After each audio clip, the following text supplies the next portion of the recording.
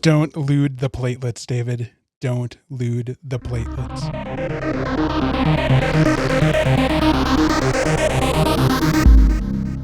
Hello, my name is Steve. And I'm David. And you are listening to Anime Plus. We are discussing Season 2 of Shoshimin, How to Become Ordinary. And in this week's episode, we're talking about episode 16 of the series. You know, there's one thing we didn't talk about last week. Oh, what? We found out what happened to Jogoro during the kidnapping incident. He got slashed or stabbed. Oh, yeah, that's right. Like she knifed him. So that's what he went to the hospital about. That's right. Didn't talk about He got knifed. He got knifed. All right, take it away. This week literally picks up seconds, not even seconds, like a second after where the last episode ended. And I'm going to warn you now, this whole episode takes place over the span of probably 2 hours. No, not even. Not even. Probably Not less even. than an hour. I think the amount of time that passed in the show is the amount of time that passed in real life watching the show. So buckle up. There's a lot. So Jogoro and Kengo are on the phone talking about kind of what's going to happen after this night. Kengo talks about how he still doesn't really like Jogoro. They aren't really that good of friends. And after this is all done, I'm probably not going to talk to you anymore. Yeah, that was a really interesting conversation that caught me off guard. I was like, God damn, this guy is fucking savage. So we get that mic drop. And then Kengo's like, oh shit, there's a fire. Jogoro's like, I'm close, I'm going to go. And he hoofs it over. And Jogoro very quickly realizes that there are canisters within the building that's on fire and tries to break in the door to get those out.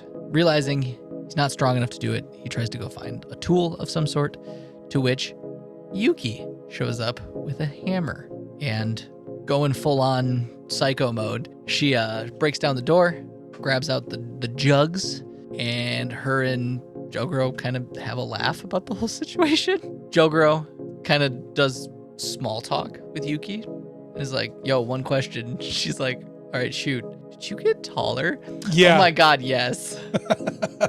That is literally how like my brain translated into English. Like, yo, did you get taller? Oh my God, yes. Girl, Thanks let for me tell noticing. you. And so that happened. And Urino is like, And that's the first time they had any that we're aware of personal contact since the summer. previous Yep. year. And it then cuts to Urino behind them like, my jump change? And we very, very quickly get him being like, Yuki, wait. And she fucking books it, leaves Jogoro behind that we're aware of. Yeah. And we end up getting the confrontation. Urino chases Yuki to the playground and basically lays all of his cards on the table like, boom, you're the arsonist. Lays out everything and is like trying to Sherlock Holmes it, like, yo, this. You purchased the book on this day. You were there at this one in May. You know, you did this thing in June. And I'm just like, yeah, I was convinced he had her by the balls. And she just keeps going like, okay, keep going. Yeah, keep going. I'm like, hold up a minute. When she kept saying keep going, I'm like, she's not the arsonist. Maybe. If anything, she knows she's smarter than him. So he's like laying it all out.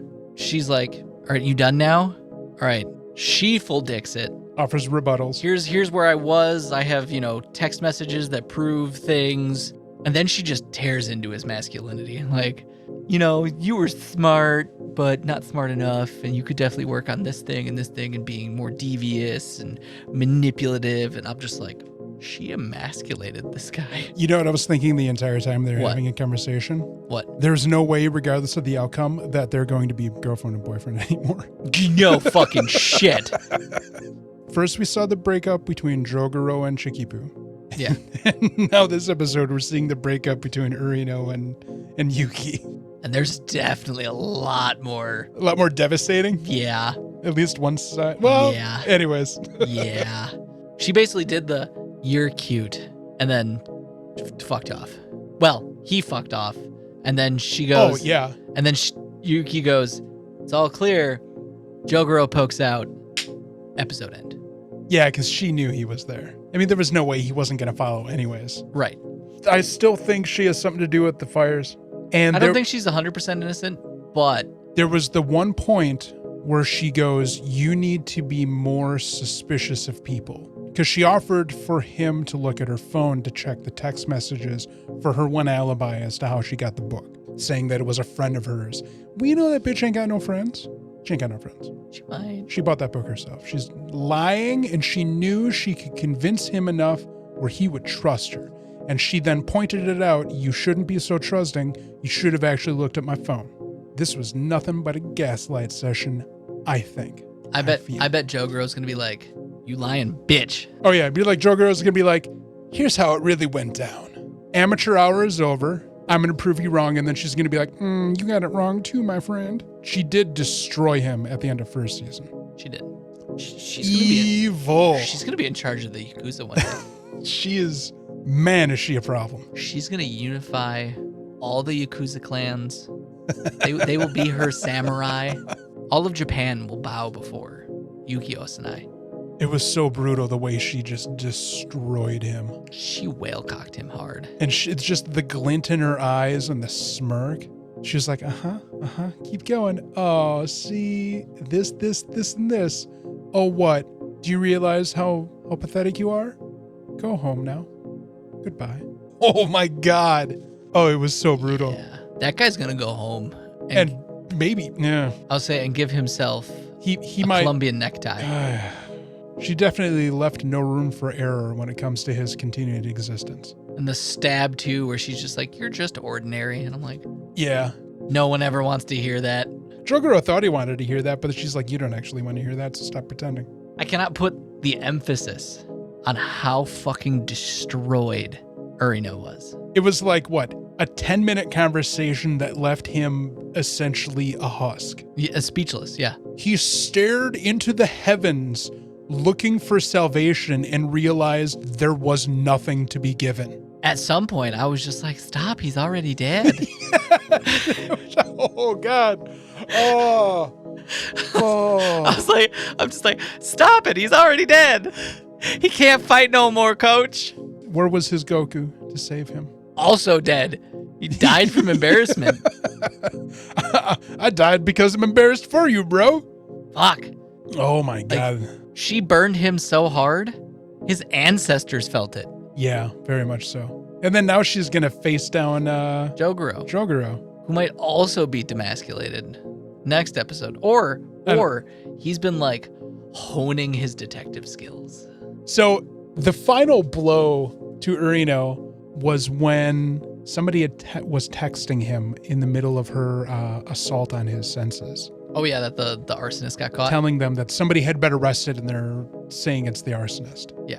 I wonder if we will know who that is that got picked up. We may not. Oh my God, it's Kengo. That's why he says he won't see Jogoro. That's why he cut off all contact with Jogoro after this? Because he's the arsonist. That'd be a pretty lame twist, to be fair. It would be a lame twist, but... Very lame twist. Urino needs to transfer schools. Easy as that. It's not like she did it to him in front of everyone. No, I would transfer schools. She did it in front of Jogoro. Jogoro obviously saw this whole sad affair and was like, God damn, I'm glad that's not me. I would transfer schools. I'd be like, yep, I can't face anybody after that. And the fact that she was like, everything you are is because of me. We knew that she was working behind the scenes. Yeah, but he didn't know it. She laid her dick on the table and was like, I'm the reason you got to do the article in the first place. What you got to say about that? So fucking good. Just absolute perfection. Yeah. This show is... this season. Imagine if the first season was just this hard hitting. I know. So I would have been engaged like that. So apparently there are 5 novels out ready for the series. So season 1 was books 1 and 2. This season, apparently, according to the Wikipedia article, is books 3 and 5. 3 and 5? 3 and 5. So I don't know. What about 4? I don't know. That's weird, Chief. Who knows? I can't wait to see what's going to happen next week between the confrontation between Jogoro and Yuki. It's going to be good. It's going to be really good. It's going to be spicy. Anything else? Not that I can think of. All right. Thanks. I don't know how many different ways I can say that this Yuki kicked ass. Yuki fucking emasculated fucking Urino. He's going to go join a convent now. He's going to join a cult. Live a life as a nun, a Buddhist nun. He's going to shave his head. hear me out. He leaves. Okay. He's going to go and meet Dr. Skinner. No. He's going to go and form that cult in Lazarus.